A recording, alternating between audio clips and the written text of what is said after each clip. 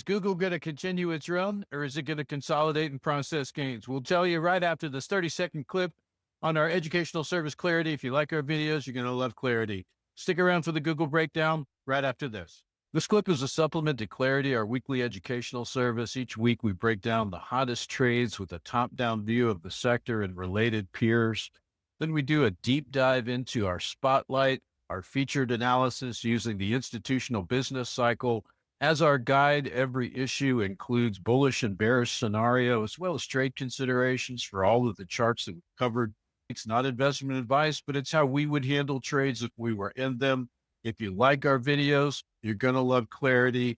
There's a QR code up in a second that'll get you 10% off. See you back here on the Trading Couch next. Back in August of 2025 was the last time we covered Google. And at the time, we were looking at how thick this volume profile was. And we talked about how uncommon it was to see such a strong foundation right here. And we were wondering if that was going to be used for an extension or a continuation of markup, or would we see a wave C develop? And we talked about if we did see that develop, that would be a great opportunity to get in and possibly take it off of this 200-week exponential moving average there. And that really kind of set up our focus this week on focusing on the wave C portion of a pullback.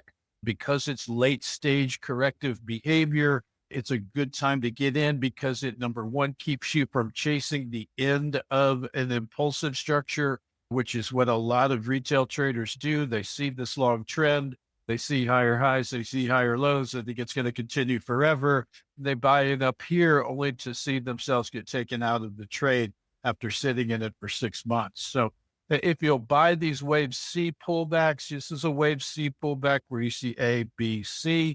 And you can see after taking a wave C entry, you can see how that trade worked out back in August of 2025.